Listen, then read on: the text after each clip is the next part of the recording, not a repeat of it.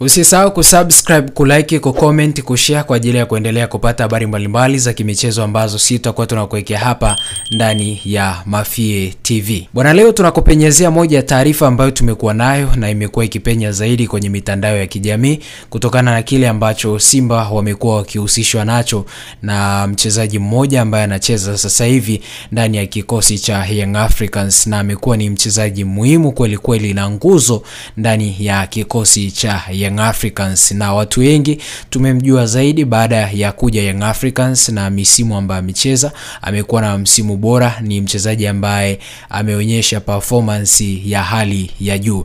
Asa ni mchezaji gani huyu? Hapa tunamzungumzia, anaitwa Max Pierre Nzengeli. Sasa juzi kulikuwa na taarifa ya kwamba Simba wanahusishwa na usajili wa kiungo mshambuliaji wa Young Africans Max Pierre Nzengeli, hasa kuelekea katika dirisha kubwa la usajili la ambalo linakwenda kufunguliwa hivi karibuni. Baada ya uvumi wa taarifa hizo, moja ya maafisa wa Young Africans kutoka ndani ya klabu Young Africans alisema kuwa thamani ya Max Pierre Nzengeli ni shilingi bilioni 3.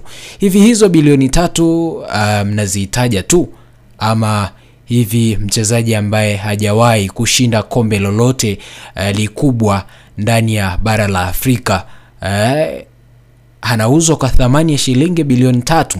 Ni maneno ambayo yamekuwa watu wengi wanajiuliza kutokana na kile ambacho kimezungumzwa na moja ya kiongozi ambaye anatoka ndani ya kikosi cha Young Africans, akisema thamani ya shilingi bilioni 3 ndio ambayo itamuondoa Max Pierre Nzengeli kuondoka ndani ya kikosi cha Young Africans na kwenda timu yoyote ambayo inamhitaji. Maana yake timu ambayo inamhitaji iwe na kiasi cha shilingi bilioni 3 ndio itamuondoa Max Pierre Nzengeli.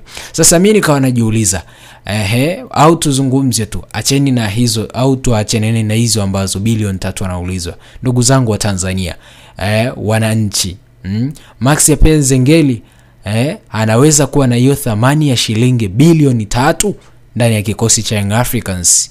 Ama Young Africans wakipewa hizo bilioni 3 watamwachia Max Pierre Nzengeli kuondoka ndani ya kikosi cha Young Africans na kwenda Simba Sport Club?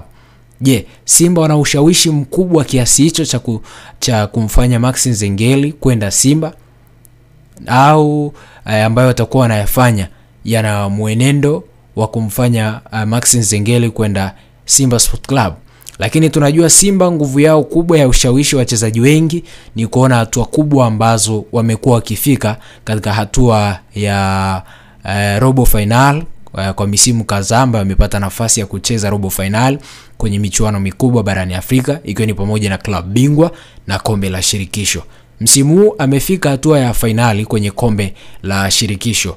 Kama atatoa taji, basi wachezaji wengi watakuwa wanaamini kwamba Simba ndio sehemu ya kwenda kutimiza ndoto ya kufika kwenye hatua kubwa ya mashindano makubwa barani Afrika, ikiwa pamoja na klabu bingwa na kombe la shirikisho. Simba akitoa ubingwa wa kombe la shirikisho, ataendelea kujiongezea thamani ya kupanda zaidi kwa wachezaji wengi kutamani kuja kucheza Simba kutokana kile ambacho amekuwa nacho. Pengine nacho inaweza ikawa ni kigezo cha kumshawishi Max Nzengeli katika msimu wa 2025-26 kwenda kucheza ndani ya kikosi cha Simba katika msimu unaokuja.